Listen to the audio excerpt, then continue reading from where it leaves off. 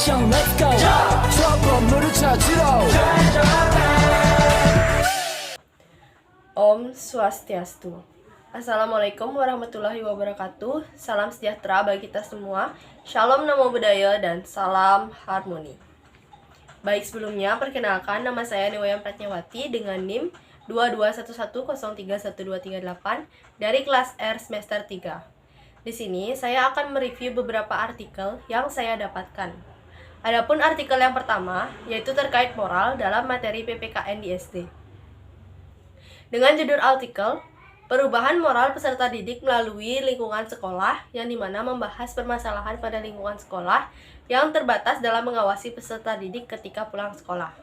Adanya interaksi di luar sekolah dan penggunaan gadget yang berlebihan, serta keterbatasan orang tua dalam mengakses media elektronik yang digunakan oleh peserta didik ketika berada di rumah. Nah, artikel ini bertujuan untuk membuktikan secara empiris dengan menganalisa lingkungan sekolah dalam pembentukan moral siswa. Adapun hasil dari penelitian menunjukkan bahwa penggunaan gadget pada peserta didik dapat dikurangi. Namun, kita sebagai tenaga pendidik harus sabar karena adanya tahapan-tahapan dalam proses pembiasaan, yaitu dengan menggantinya dengan kegiatan yang lebih bermanfaat seperti kegiatan pramuka, ekstrakurikuler, dan masih banyak lagi. Dan harus adanya pendekatan secara intensif terhadap peserta didik yang memiliki karakter khusus, dapat berupa diskusi agar mereka merasa nyaman dan juga aman ketika adanya perubahan. Adapun artikel yang kedua yaitu terkait nilai Pancasila dengan judul Penguatan Sila Ketiga Pancasila sebagai solusi untuk menghadapi penyebarluasan konten berunsur SARA di media sosial. Nah, artikel ini membahas terkait perkembangan teknologi yang dimana tidak selalu membuat penggunanya juga ikut berkembang.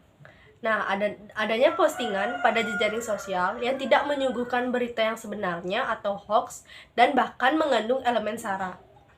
Nah, hal ini dapat memicu adanya persengketaan di antara masyarakat Indonesia yang beragam.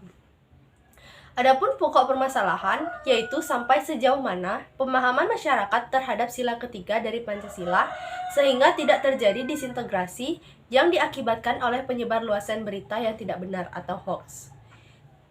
Serta dalam artikel ini juga membahas dampak dari penyebarluasan berita yang dimana dapat memecah belah persatuan dan juga kesatuan bangsa.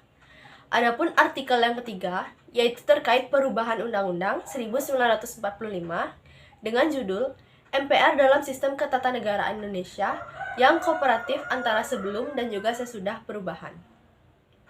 Nah, dilakukannya perubahan Undang-Undang 1945 oleh MPR pada gilirannya berimplikasi terhadap sistem ketatanegaraan Indonesia dan harus diakui bahwa terdapat perbedaan yang mendasar antara kedudukan, tugas, fungsi, dan kewenangan lembaga negara sebelum dan juga sesudah perubahan.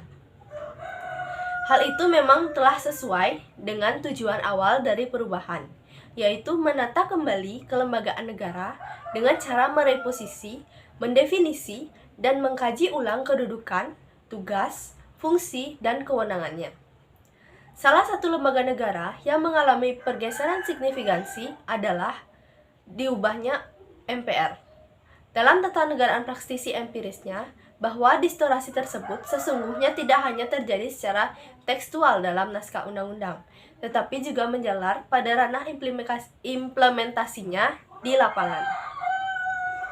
Selanjutnya, yaitu artikel keempat terkait keterbukaan dan jaminan keadilan, di mana dengan judul artikel Penerapan Keterbukaan Informasi Publik sebagai upaya mewujudkan pemerintahan yang transparan dan akuntabel.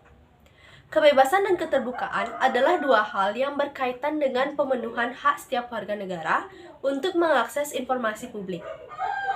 Sebagai negara yang berasas demokrasi, setiap kebijakan harus dapat dipertanggungjawabkan kembali kepada rakyat. Dengan disahkannya Undang-Undang Nomor 14 Tahun 2008 terkait keterbukaan informasi publik, pemerintah memiliki acuan atas memenuhi hak atas kebebasan mengakses informasi bagi setiap warga demi mewujudkan negara yang demokrasi. Negara yang menerapkan keterbukaan informasi publik dapat dikatakan sebagai negara yang transparan dan juga akuntabel. Sistem pemerintahan yang bersifat terbuka tersebut dapat meminimalisasi adanya praktik-praktik kolusi, korupsi, dan nepotisme atau KKN. Selanjutnya, yaitu artikel kelima terkait perlindungan HAM.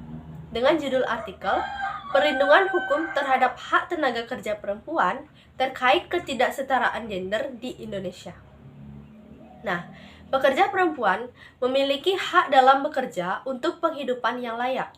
Bahwasanya, perempuan memiliki hak yang sama dengan laki-laki dalam memilih pekerjaan yang sesuai dengan kemampuan serta minatnya, dan juga diperlakukan setara tanpa adanya diskriminasi yang dimana telah diatur dalam Undang-Undang Hak Asasi Manusia atau HAM. Nah, dalam hal ini, beberapa hak perempuan yang masih terabaikan yakni hak cuti haid, hak melahirkan, keguguran, dan juga beberapa fasilitas yang memang masih kurang lengkap. Artikel ini membahas mengenai bentuk-bentuk pelanggaran hak pekerja perempuan bagi pekerja perempuan di Indonesia. Adapun hasilnya, terdapat beberapa bentuk perlindungan yang diatur dalam undang-undang dan juga dalam konvensi asing yang berlandaskan aturan-aturan yang tersebut. Diharapkan pemerintah lebih memperhatikan perlindungan hukum terhadap pekerja perempuan. Selanjutnya, yaitu artikel ke-6 terkait kemerdekaan berpendapat, di mana dengan judul artikel Perlindungan Hukum Terhadap Kebebasan Berpendapat melalui media internet yang berdasarkan Undang-Undang Nomor 11 Tahun 2008 tentang Informasi dan Transaksi Elektronik yang ditinjau dari perspektif HAM. Artikel ini bertujuan untuk mengetahui tentang perlindungan hukum terhadap kebebasan berpendapat melalui media internet yang diatur dalam Undang-Undang Nomor 11 Tahun 2008. Terkait dengan informasi dan elektronik dari perspektif HAM. Yang dimaksud kebebasan di sini memang tidak bebas dalam artian hak yang mutlak tidak dapat dibatasi.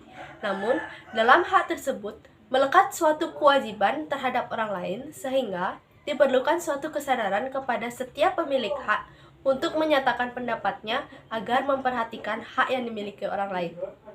Akan tetapi, ketentuan-ketentuan sebagaimana terdapat dalam peraturan undang-undang tersebut tidak dituangkan dalam Undang-Undang Nomor 11 Tahun 2008 tentang Informasi dan Transaksi Elektronik sebagaimana mestinya, sehingga dapat dikatakan dalam hal ini pengaturan mengenai perlindungan akan kebebasan berpendapat di media sosial belum diatur secara tegas dan masih terlalu luas sehingga menyebabkan kemungkinan terjadinya multitafsir dalam hal pelaksanaannya. Baik, demikianlah review artikel dari saya. Maaf apabila terjadi kesalahan kata, dan saya akhiri dengan Paramasanti. Om Santi Santi Santi Om. Terima kasih. 트레저와 함께 달려 Ready for action, let's go 트러블 물을 찾으러